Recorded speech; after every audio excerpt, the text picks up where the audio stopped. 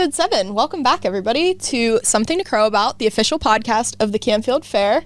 We're excited to be talking about just a little bit of everything about the fair today. I know. Today's guest is really exciting because when I called her, she was like, well, do you know I do this? And do you know my connection with this? And did you know about my grandfather? And did you know this? And I thought, oh, we're going to be great. And then I said, so we typically keep it to 45 minutes. But if it runs short, that's not a problem. It won't run short, she assures me. So I think we've got a lot going on today. So I don't really want to I was going to say, without further drag ado. it down. And I think it's the woman who needs no introduction. Anyone who watches the WFMJ news or has, pet a dog sometime in the last 20 years, or maybe more, has this woman to thank. So, Diane Less, welcome. Thank you for being here. For those of you who don't know and possibly have been living under the big rock, Diane is the founder of Angels for Animals. She is multi-generational fair supporter, fair goer, fair family, truly fair family at this point. So Diane, why don't you tell us a little bit about yourself and how long you've been at the fair and how you got in it from your grandfather, and kind of bring us up to speed, and then we'll just sort of dovetail from there with all the stuff that you have. Well, I've been going to the fair. I'm 72 now, and I've been going to the fair since I was a really little kid. Well, you look great. Grandpa was on the fair board, Tony Less, and was he? And I don't mean to cut you off. Was he the first Less on the fair board? Yes, he would have been the original Less on the fair board, and he was known for getting the apple displays started. And we, of course, lived on a big apple farm out there in Greenford. And my grandfather, Tony, moved here from Iowa in the 1920s to grow fruit. So he had a lot of, interest in that. That was his big thing. So he was a vegetable farmer in Iowa and wanted to grow fruit. So he got involved with the Canfield Fair and became a fair board member. And it was always funny because it was a big thing in his life, to the point where my dad, who was his farming partner, would kind of get annoyed because, the fair it was everything. And not to cut you off, but the Less family still runs the apple display at the fair to this day. So And so my Uncle Francis, which would have been one of his older sons, my dad was one of the youngers, Uncle Francis took over after Grandpa. And now, of course, today, George Less, who's Francis's son, is the current Less on the fair board. But anyway, starting way back there, I got involved. And, of course, I got into 4-H the minute, all country kids, you get into 4-H the minute you can.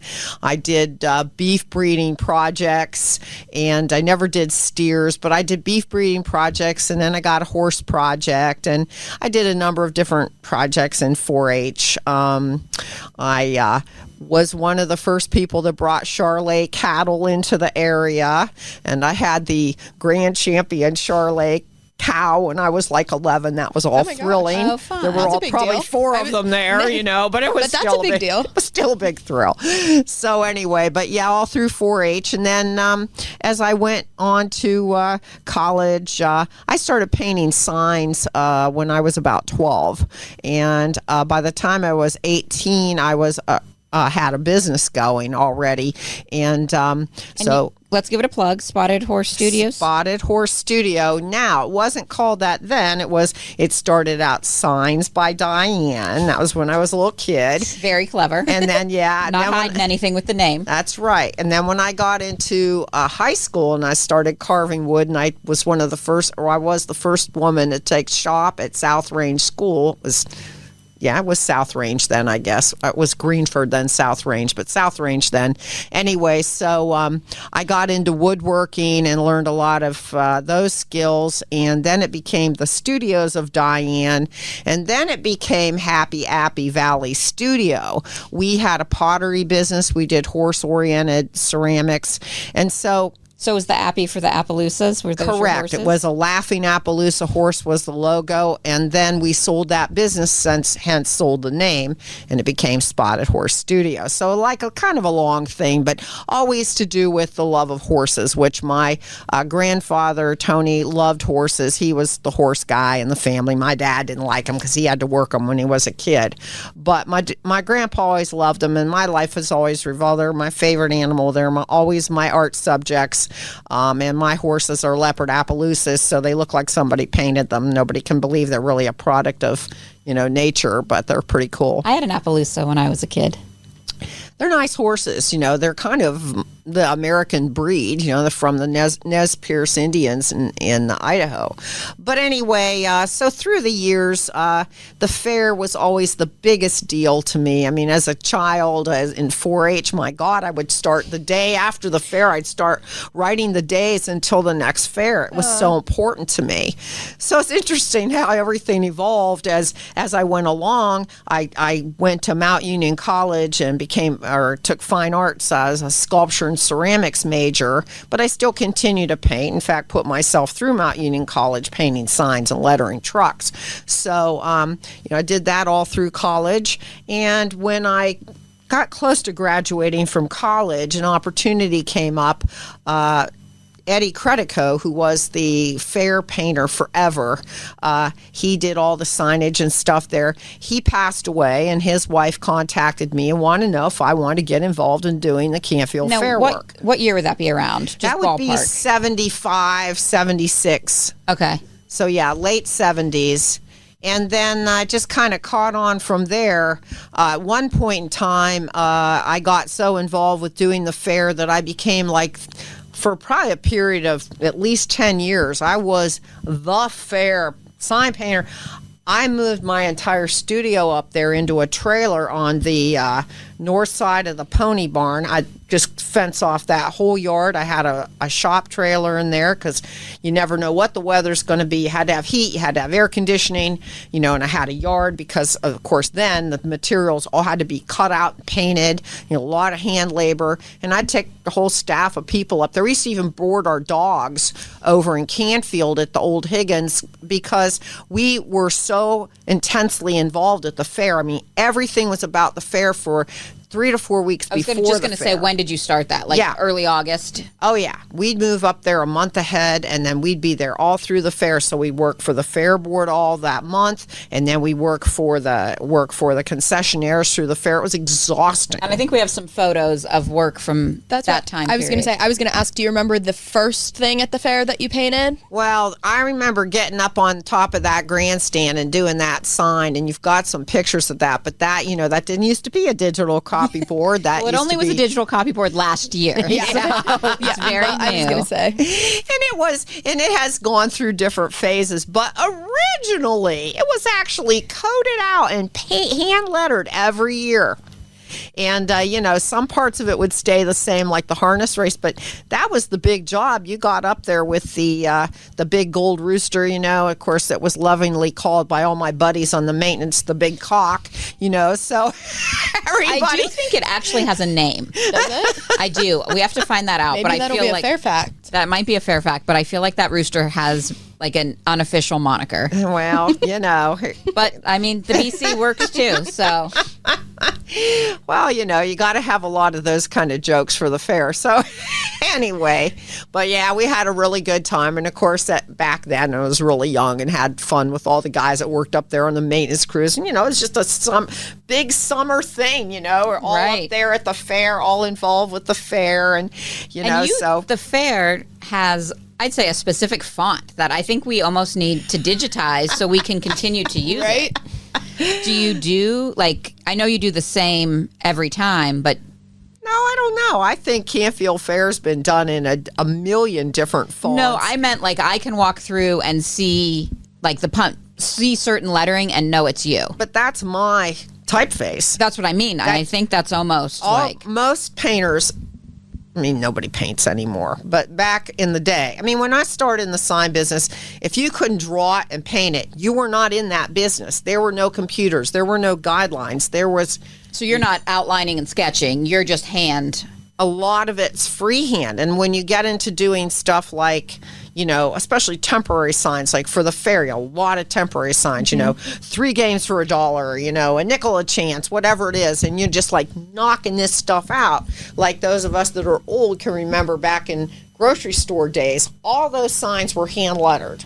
GE signs over on Midlothian. I mean, he just had a big roll of paper and he just pull it down and ham 3 a pound or whatever, And that's what they did. So all that writing that you see, like on the pumpkins, I've lettered the squash weights for, like I said, probably 50 years, because when I started up there, I'm sure it's been that long. I was like 18 or 19 years old. And Mr. Miller, Homer Miller, came up with that idea to letter those squash, and it has become a tradition. Well, and it's so helpful as a fair goer to see, like, you can't automatically look at a squash and be like, oh, well, that one's clearly 700 pounds and that one's 520. Right, yeah. It's big and bigger. Right. And the little kids, they love it. Oh, that one weighs the same as me, and they just get such a big charge out of that. I can't get over what a thrill that is for people.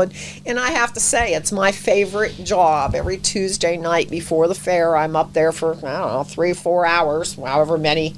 It depends on the year and how good the crop is. Now, have you ever had a dyslexic moment when you're like... Oh, sure. Okay.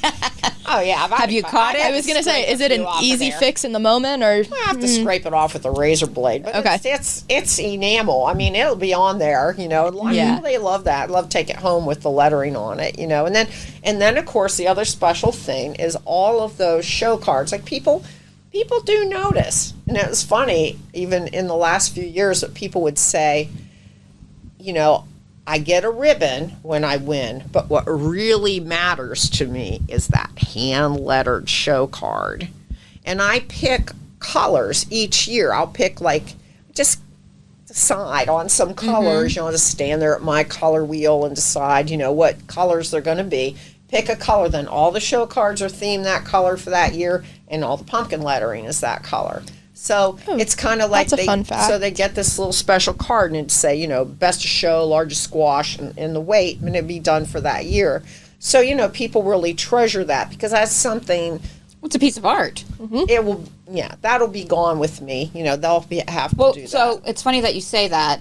Are you training someone? Do you have an apprentice? Can you continue your legacy without just saying, oh, I'm out, find someone new? I mean, even when you, like at our shop, we still cut vinyl, solid colored vinyl for trucks and stuff.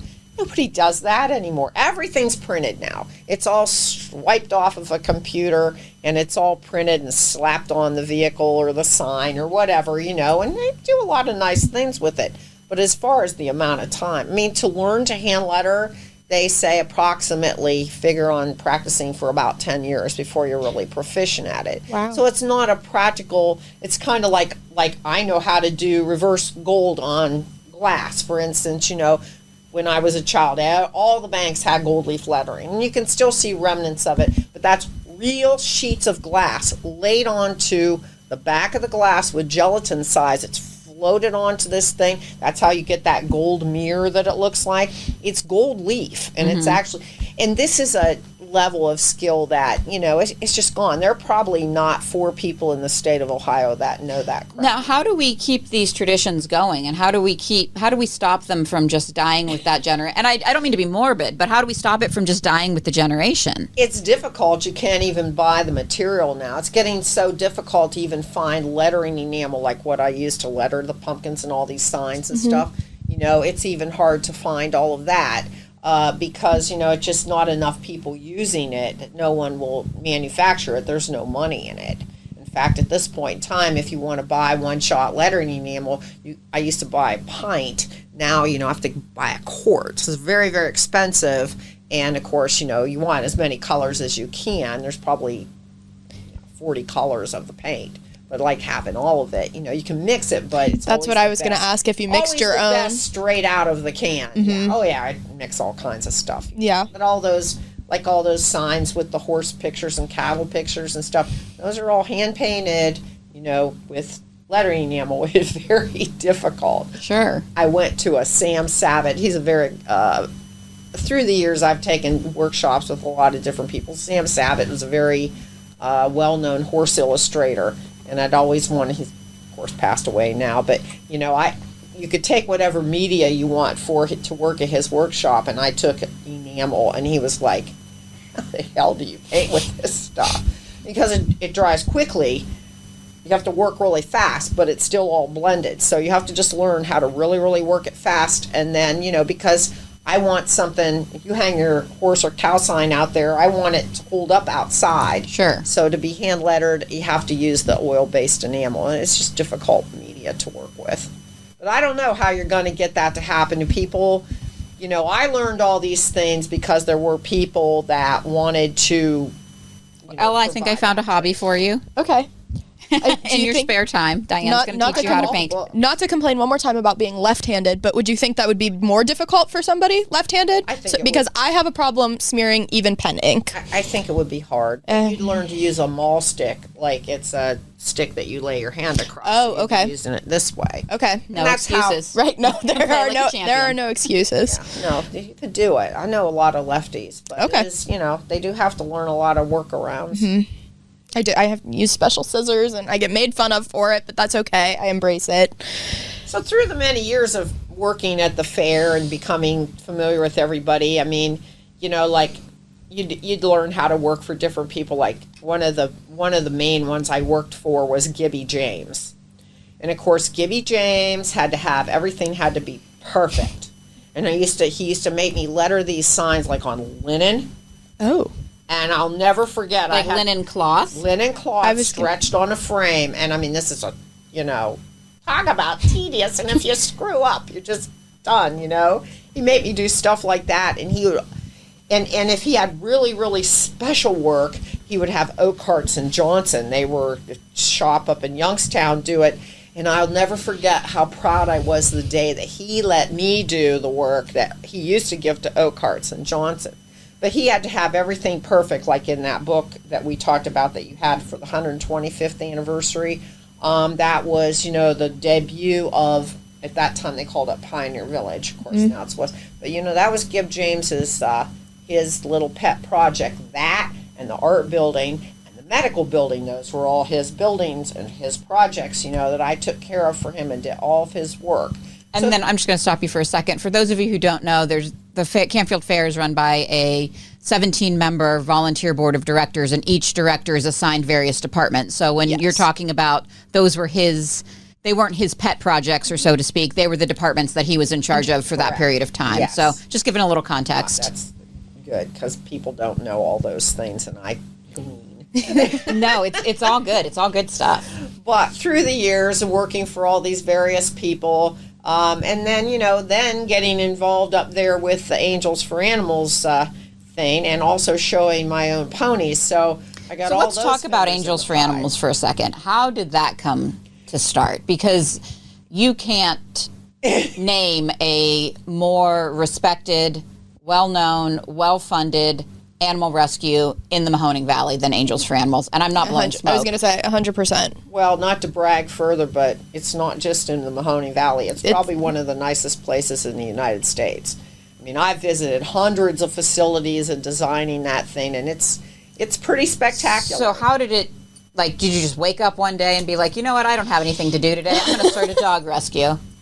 Or a pet rescue? No, it's, God gives us all strange paths in our lives. Obviously, from what I've even said so far, just to you guys, you can see my life has been very busy. I have a lot of things going on. And anyway, so I needed that Angels for Animals thing. But I met this other girl, Polly. We were horseback ride together. And we met through our blacksmith, and we just start riding our horses around down Columbiana County. And we loved our dogs, and we loved our horses, and we started seeing all these animals in distress and decided we had to do something. So we come up with this idea. We do education programs and spay-neuter programs through. We had a lot of friends that were vets.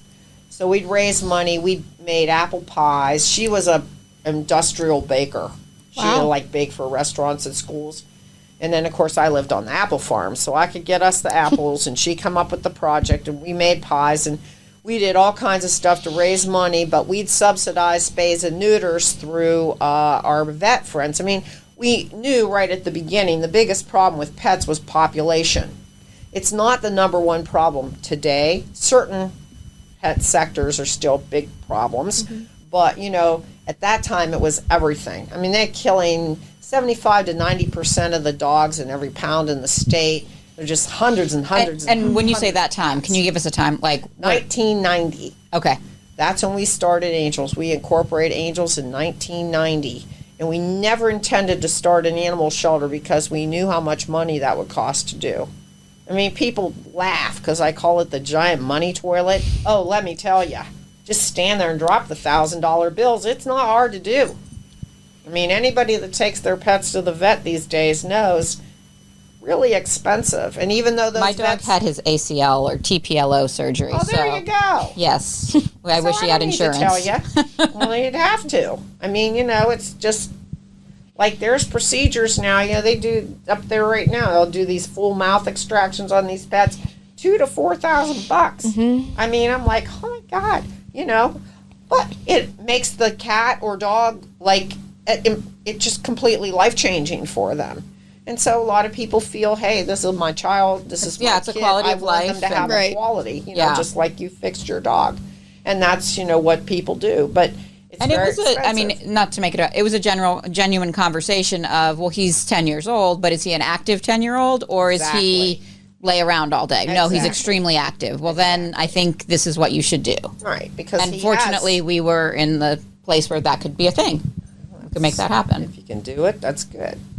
But when we got into this Angels thing, we weren't going to do a shelter. And then it just kind of snowballed. People just started dumping animals on us at our farms, She didn't want to do cats. Now, did they dump them because they knew who you were or just because they found out we were doing a animal project, so they all assumed you're only going to take animals. That's not what we were doing. We were educating the public because the problem was just too big. And, of course, to this day, our project is about education. It's the main thing we do at the fair. It's our main outreach. And that's how, once we got Angels for Animals started, and I can't remember what the year was that we started going to the fair, but it had to be still in the 90s. And you have that super cute shelter out at the fair that's there year-round.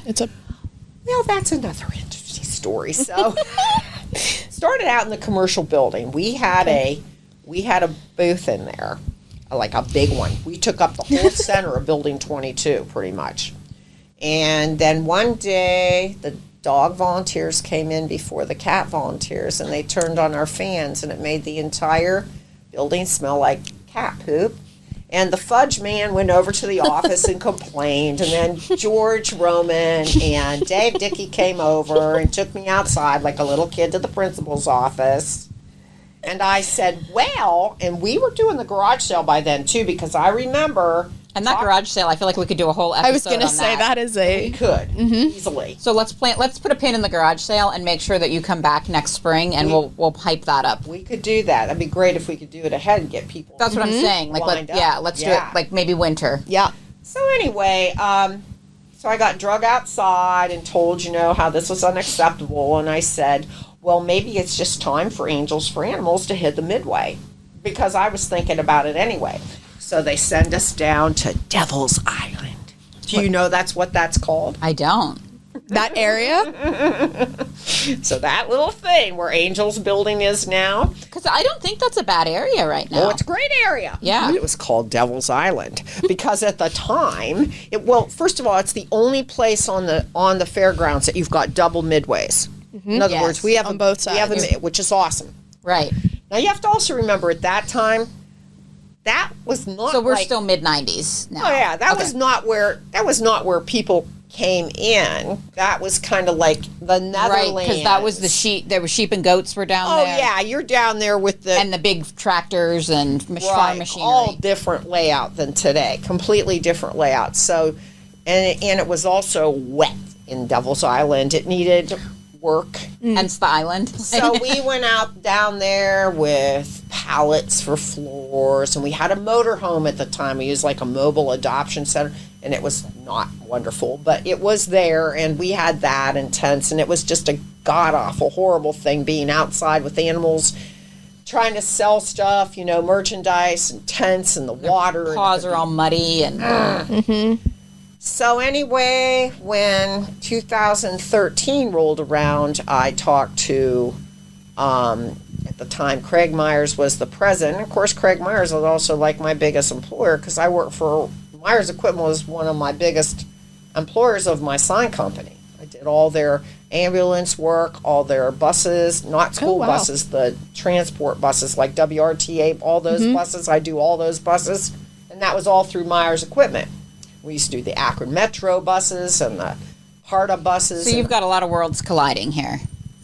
So I go to Craig and I go, we can't do this tent crap out here anymore. I had a lady die and I got some money and I want to put up a building.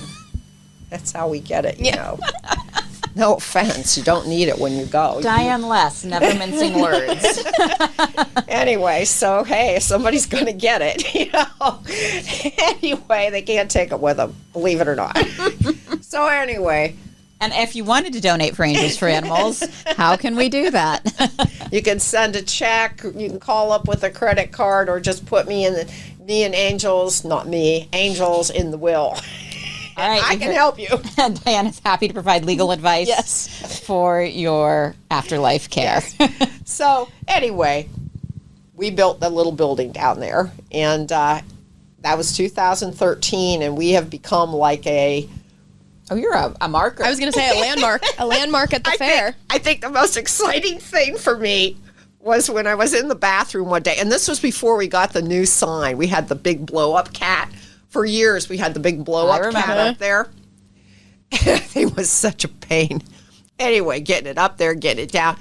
So anyway, I think the proudest moment was I went in the ladies' bathroom down there at the Cow Palace and walked in, and the lady goes, she's on her phone, she says, "Meet me under the big cat." I know where that is. So funny. It's funny, those moments where you're like, hearing it in the wild. I made it. Yeah, hearing it in the wild. So anyway, now, we year before last got the new sign on there, and I had Fred Mosey design that logo. I work with a lot of other artists too, but Fred is just the most awesome illustrator, and he come up with that logo on the top of the building. It's got I wanted a fair theme, so it's a little dog, and he's got an Angels for Animals tag. Of course, you're supposed to wear your tag, and then the kitty cat's riding him, and he's dressed like a cowboy. So, it was a logo we designed just for the Canfield Fair. That's our Canfield Fair logo. I love it. And what a great story of how, you started small and grew big. And before we move on from Angels, how big is your facility? I think we've got over 50,000 square foot in actual public space right now. The hall's 5,000 feet. The shelter's 13,500. The medical facility's 30,000. I think the last time I was on one of your tours, the medical facility was under construction, almost ready to open. Well, you got to come out and see it, because this is amazing. You can only see it on the tour, which is every Saturday at 1 o'clock. I do them every week, so people can come out and see it. And the amazing thing about Angels, it is a lot similar to the fair in the fact that it's all from our community. I think the most impressive thing about Angels when I talk to people in other parts of the country is that it is a completely grassroots organization. There's no government funding. We have never got a buck from the government. We have never had any real grants given to us. I mean, Youngstown Foundation has given us some money and things like that, but Community Foundation, but nothing really substantial. Mm-hmm. Yes. Or transformational. Correct. And that facility, as far as the buildings, probably $15 million there, all raised from private funds. Have you been out, Ella? I have not. So I've driven past. I have never been in. The cat room is something. Yeah, that tree is in the Guinness Book of Records. Wow. 2019 Guinness Book, world's tallest cat tree. And, oh my gosh. Yeah, I mean, it's a really unique facility, and all from private donations. And Diane, that is truly a testament to you and your hard work. That's incredible. And, this is your, God's work. Well, that's the thing, and that's what I'm telling you. I certainly never intended to get involved in. I was always loved animals, always was a donor to the local shelters, helped them out, paint them signs, letter their vans, whatever they needed to do for them. But I was never like gonna be that person, Never say never. Well, I know, but and don't get me wrong, I'm not unhappy. There certainly would have been a lot of other things I might have done. I would probably gone a lot more into my art career, but at the same time, this has changed the entire everything for animals. It would be so different right now. Just the cats. We have been fixing these cats for $20 and $30 now for oh my God, 6-7 years now. And you can only fix an animal one time.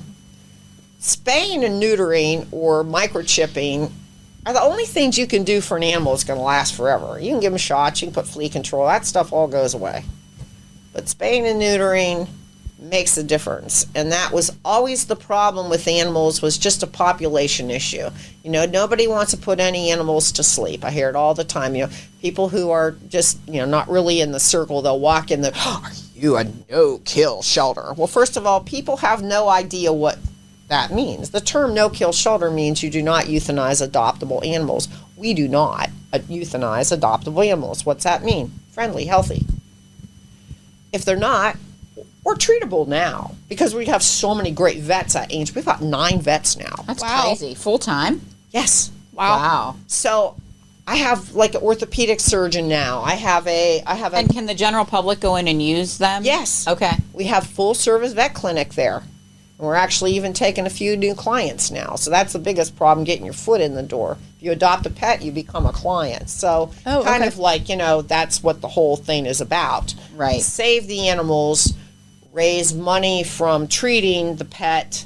To continue the cycle. Correct, and save another one. So everything what Angel Wing, the medical facility, is all about is my death plan. Because who's going to beat these people up for money when I'm gone? And not that I don't beat them that bad. I don't know. I feel like you're... But, tenacious. People go, right. The biggest thing about euthanasia and no-kill shelters and all this stuff is if you don't like the idea of animals being euthanized, don't let them be born to be unwanted.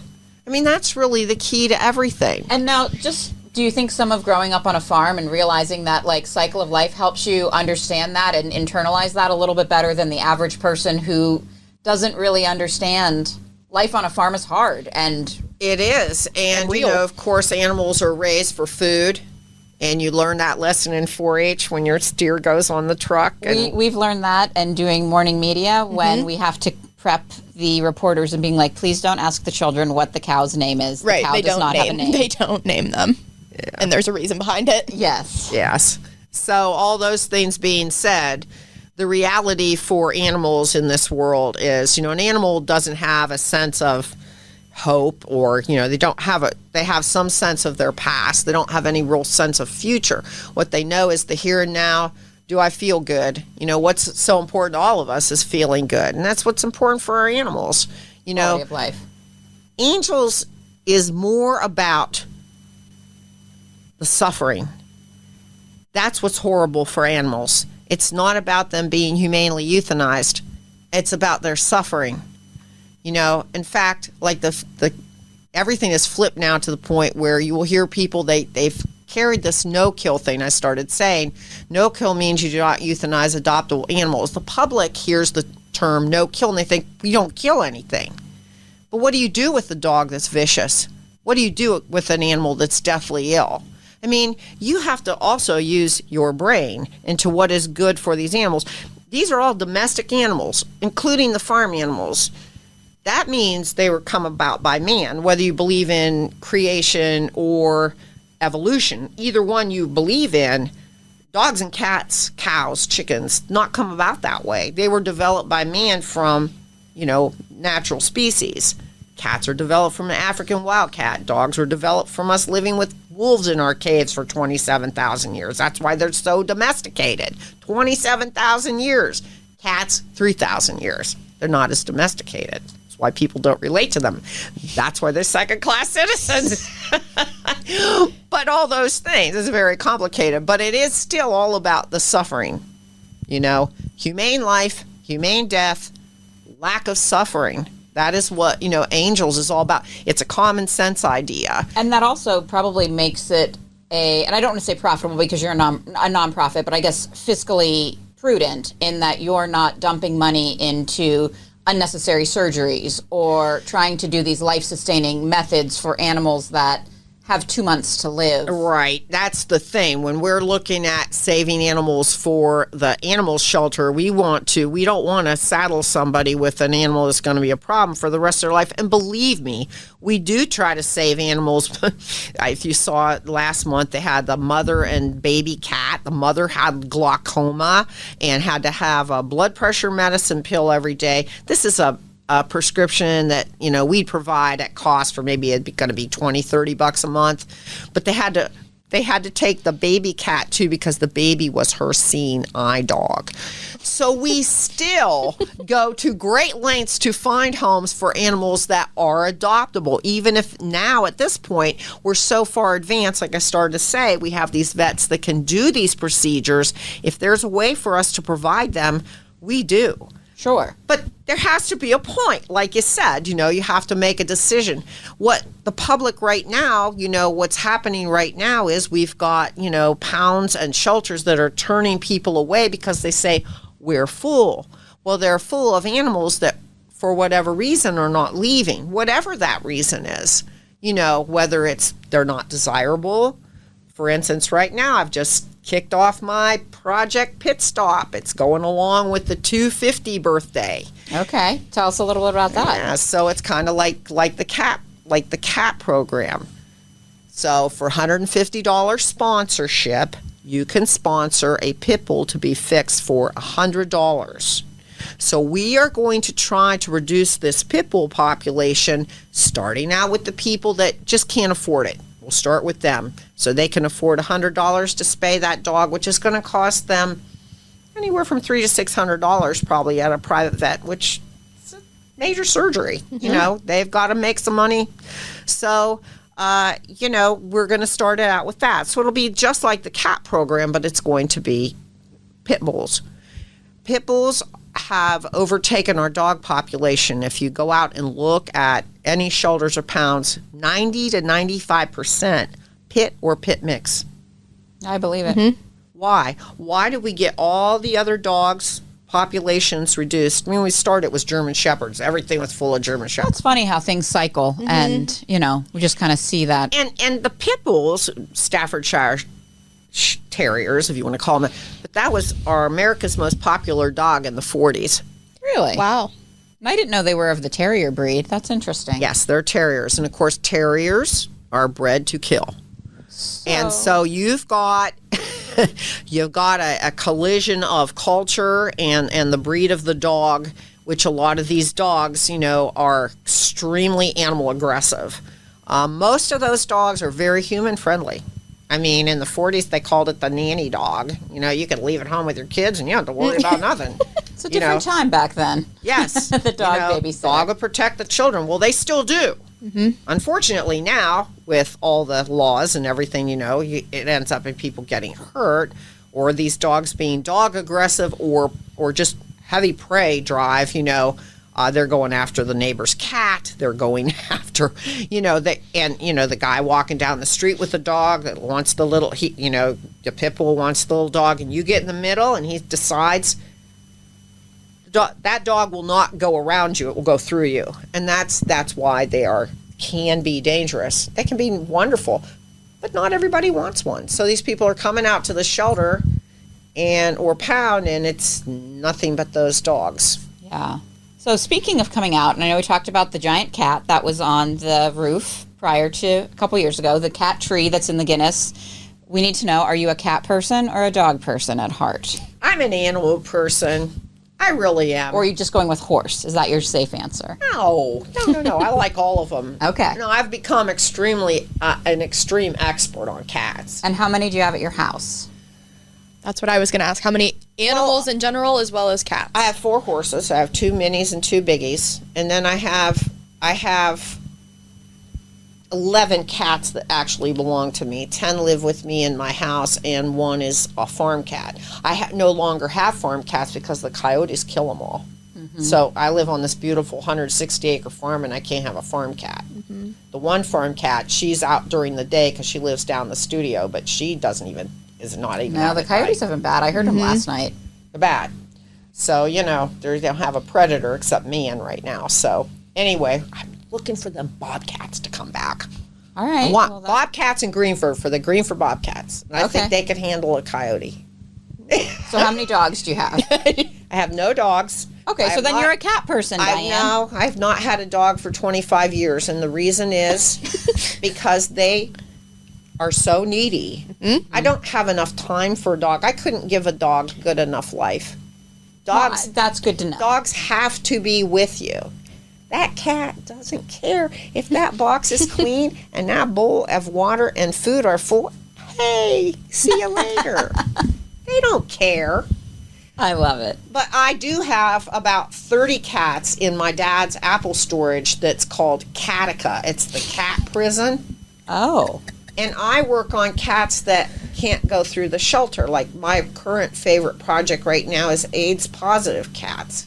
Oh. Because we don't have them at the shelter because we consider AIDS a reason for euthanasia. Well, it's not really. But we can't do them at the shelter because that cat technically could give AIDS to another cat. They spread it through biting. It's similar to the human disease in that a person with AIDS, it doesn't mean anything. So you have a home for wayward cats. Kinda. You should see how awesome these cats are. And I've owned AIDS positive cats all my life, and unless they're aggressive and they're biting another cat, then that does not really affect their relationship to the other animals. But we can't have them in the shelter because we don't know that, hey, those cats might get in a fight. Sure. That cat might get aggravated. So anyway, but I have cats like that, and I work at finding people farm cats that have suitable farms that could accept some cats. And I work on that kind of special cat stuff. So in closing, this has been a lot, and I really have enjoyed the whole thing. Oh, I love it. It's been great. But we ask everyone, and I'll let Ella take the lead on this, because you spend a lot of time at the fair over the years, so you could have multiple answers. I was going to say, over the years, and the answer could have changed, but what's your go-to must-have fair food or something that you have to get while you're at the fair? Well, that changes because, different things come up. There was this guy there a few years ago. It was called Combat Crepes. Ooh. It was a veteran-owned company, and he made crepes. I love a crepe. I love crepes, too. Yes, and last year there was someone there making crepes, so I will kind of look for that. Mm-hmm. But yeah, it's the hot dogs outside the pony barn. And Ricky's Quickies. Mm-hmm. Yeah. Ricky's Quickies, we've heard that one before. Ricky's Quickies. Yeah, that's it. And of course the Greenford Ruritan. Ooh, the fries. Big chicken. Oh, the chicken. Oh, the chicken. I was thinking Springfield Ruritan fries when you were saying that. The Springfield fries, the Greenford Ruritan. Of course, I've done all the Greenford signs for the Ruritan. Yes, they have your signature look. Show. And but anyway, and of course my grandpa, the original fair board, Tony Less, and my dad, Paul, they were both charter members of Greenford Ruritan. So, I've got all that into there, too. But anyway, those would be my favorites. I like that one of her favorites is hot dogs, or two. Yeah. Hot dog, corn dog. Corn dog. You're on brand across the board, Diane. D'Angelo's roast beef, though, too. Oh, okay. Solid, yeah. Because of the peppers. Yes. The toppings. Yeah. So we film these right around lunchtime, which always I was going to say, we always have fair food on our mind. But Diane, it has been such a treat to have you here. Yes, truly. This has been great, and I can't wait. I'm going to play like a game of Spot It when I'm at the fair, I think, of how many different Diane Less hand-painted things I could find. There are a lot of them around. And I would encourage people to play the game as well. Yeah. Yes, there are a lot. Maybe we can do something with that. Yeah. Let's think on that. But Diane, thank you again. Yes, thank you so much. Thanks for having me. It's been fun. Thank you. All right. Bye, everyone.